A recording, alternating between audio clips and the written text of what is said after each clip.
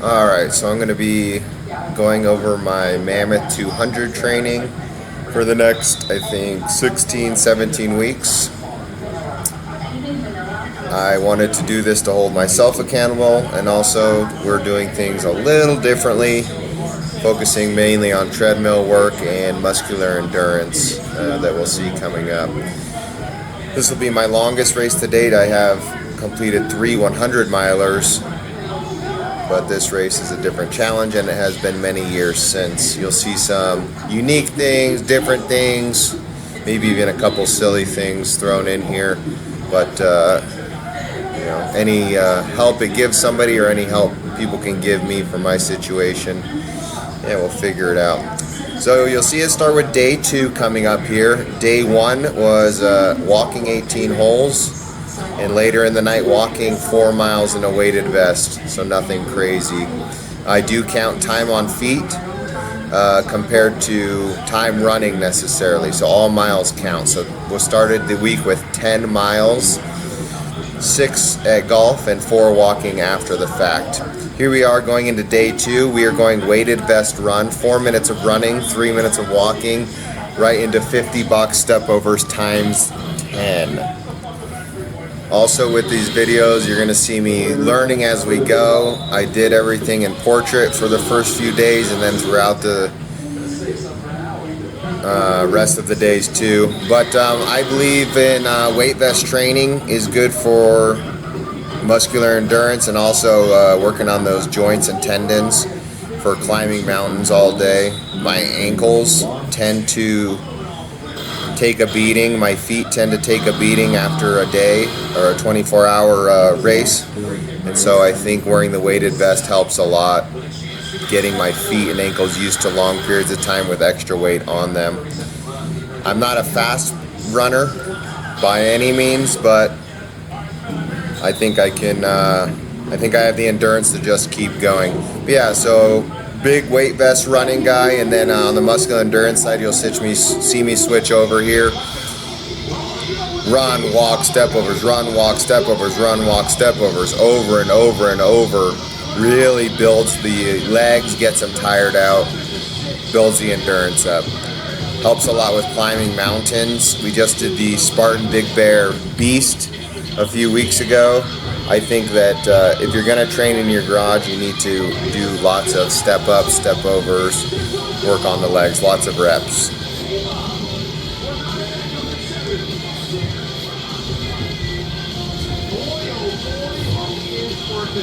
These videos are really going to be a work in progress, especially with the editing. I am new to all of this, so I'm doing this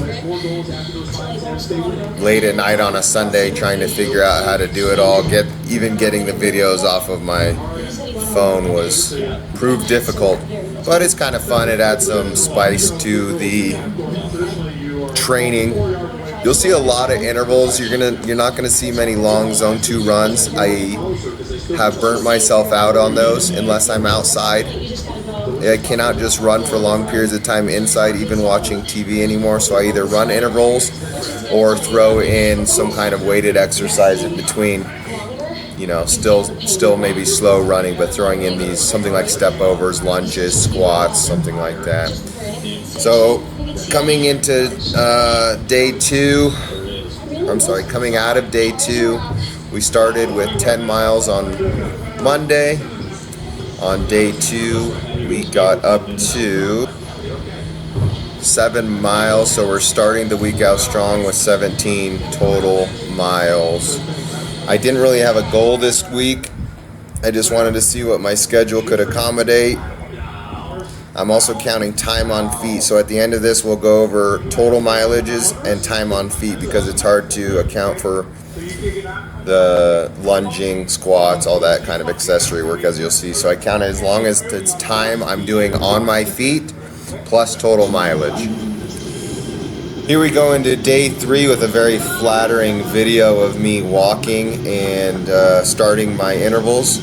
You'll see descending speed intervals, 2 fast. I believe I was trying to go sub 8, 6 slower, which was sub 9, and then a 2-minute walk times 7.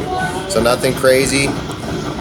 Probably zone 3 for me, into zone 2, into zone 1, times 7. Our totals for the day, 765 miles. Total time on feet for the day, 1 hour and 32 minutes.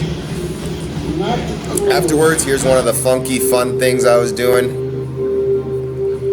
Just a little balance board. Just trying to keep it fun. I think it's good for my ankles and my hips. I definitely felt it in my glutes. So just something fun. Couple minutes of that afterwards. I also did some split squats, single leg squats. Just something fun to throw in, a little different.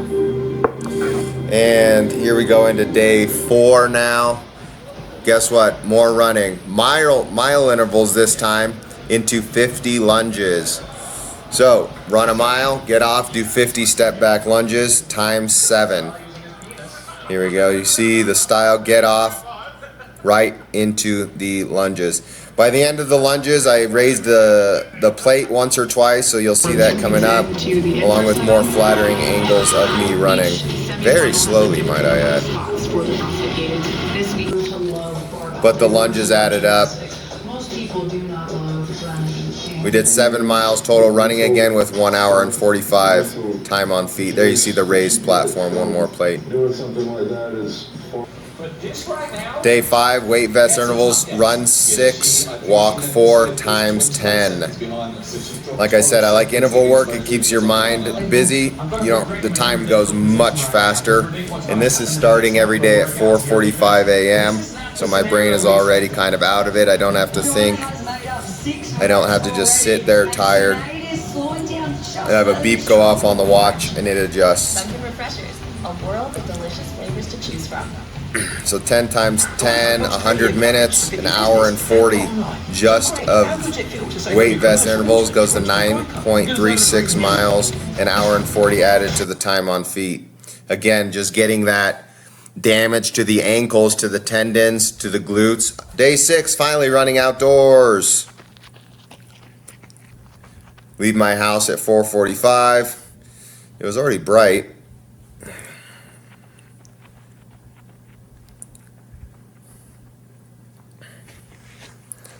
Little sunrise shot right here. A lot of run flats and downs. I pretty much walk up hills. With a 200 miler, it's so much distance, your intensity is so much lower. But on a downhill, I always try to bomb downhills in training just for adding damage to the legs. Get your knees, ankles used to that kind of weight. This is kind of a long shot downhill. Probably 200 yards of just pretty steep downhill. The video doesn't do it justice. But we were out, leaving from my house. I got a 10-mile loop in. Something kind of different for me.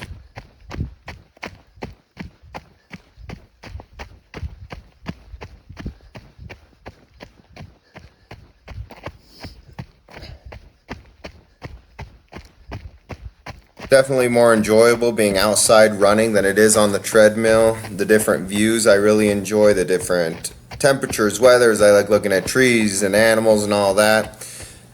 We were out for just over 2 hours, gathered up 10 more miles to add to the total, as you'll see here coming up. Nothing crazy, nice slow, easy pace, walking a lot. 2 minutes and 15, average 13:32 per mile. Day 7, we ran some speedier intervals. 1 minute running, 2 minutes off. I think I averaged about 5:45s on the ons, and we did this for 20 sets. I think doing a lot of monotonous over and over and over speed intervals, and even the slower things, you saw me going for almost 2 hours daily, just really builds that mental capacity also. Watching TV is only so entertaining, so I don't really use the TV as an excuse of why I can do it on a treadmill. I'm busy counting 1s and 2s really the whole time, but 1 on, 2 off, 20 intervals. Warm up, cool down. I think we ended up with 8.4 miles on this, and another very flattering angle. Doesn't even look fast. That's a 5:45. 25 GHGs more this time. And I think treadmill fitness, I could do a whole video on that, translates about 80% over to flat ground outside. Here you see another one of the things I love doing for adding damage to the knees and ankles and getting them ready. I did 1,000 jumps after my run of 8.4 miles. So today's total, 8.4 miles, 1 hour and 13 minutes time on feet. And now we got the good stuff. Week 1 totals, we finished out with 60 miles time on feet. That includes 18 holes of golf, which for me is about just over 6 miles, and 15 hours and 29 minutes. So mostly running miles, but I do count walks. I count all the time I'm on my feet purposefully towards the Mammoth. I hope these videos just get better as the weeks go on. Again, we can hold each other accountable to our goals. My main worry right now is my weight. I'm a big boy for running, 210 pounds. I think I averaged 212 this week actually, so I need to get the weight down. That's what I'll be working on going forward, but I'll continue trying to show my training, and we'll get to Mammoth 200 as ready as we can.